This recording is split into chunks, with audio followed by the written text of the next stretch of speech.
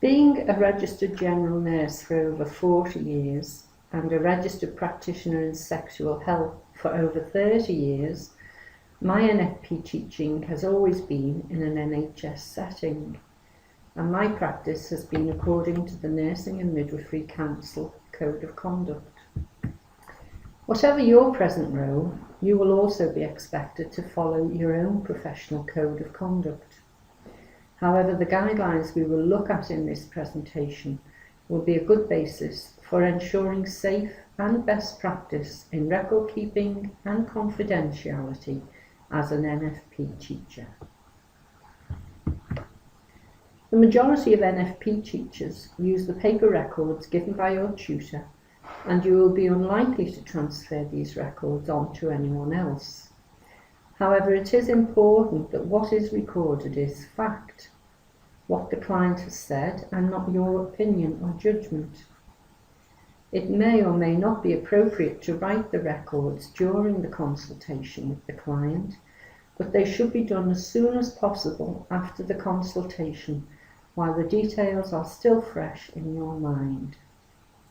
Any mistake should have a line drawn through them and not be Tipp-Ex'd out, so complete transparency is assured. Even though you may be the only person who will ever read the notes, they should be written in a way that, should the client be referred to another NFP teacher, they will be able to read your writing, know what information you have given your client, and any relevant history your client has shared with you.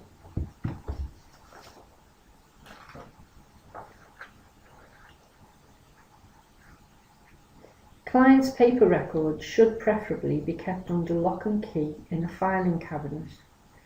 They should not be left lying around in your home or office to ensure that no family members, visitors to your home or office or place of work could accidentally have access to them.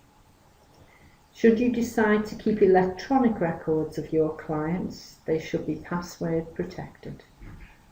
Users are responsible for the security of their electronic systems and should exercise caution if emailing confidential or sensitive information.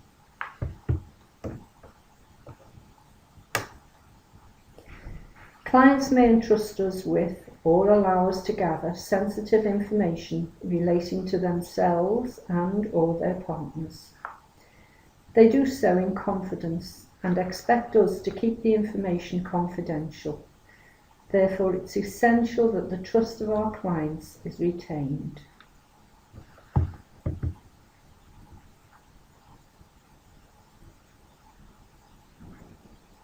Under this Act, individuals have the right to find out what information is held about them and are entitled to claim compensation if they feel damaged or distressed by that information.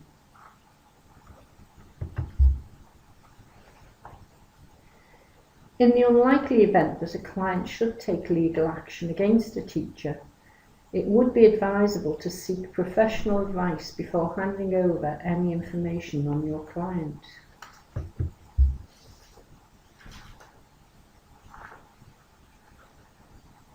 There may be occasions when a teacher needs advice or support on interpreting charts or any other issues that may arise.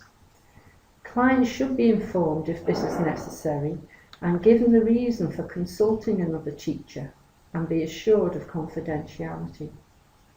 It's always advisable to document this in the client's notes.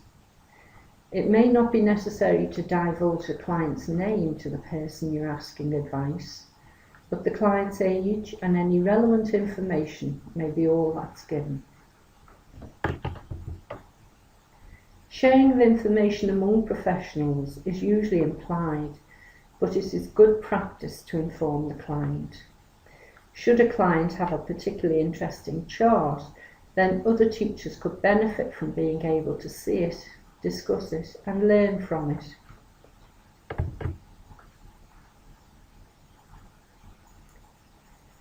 Guidelines for record keeping are very clear.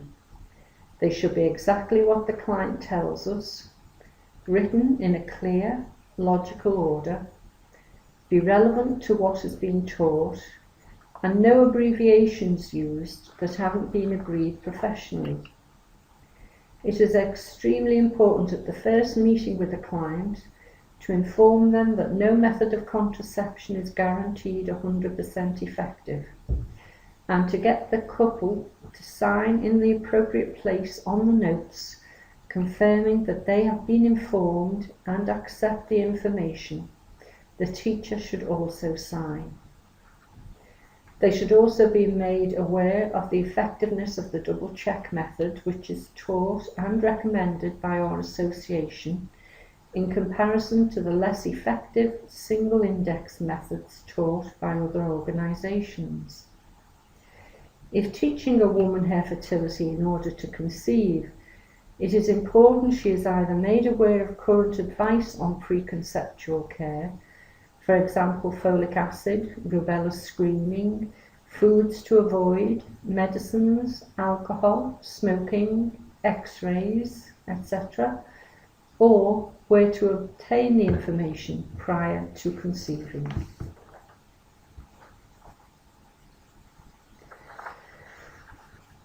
This issue can't be stressed enough, especially if clients' notes are being kept in your own home where family, friends or visitors could potentially read them.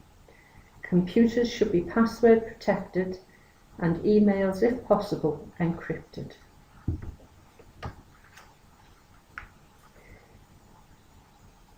Indemnity insurance is an insurance policy which provides monetary protection in the event of legal action.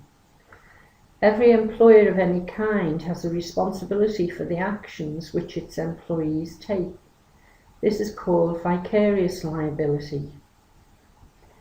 While employers have vicarious liability for the negligent acts and/or omissions of their employees, such cover does not normally extend to activities undertaken outside the registrant's employment.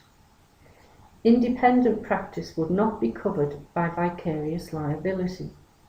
It is the individual's responsibility to establish their own insurance status. So in conclusion, we all have a duty of care to ensure that any information obtained through teaching women or couples must be treated in exactly the same way as that kept in any NHS or trust setting.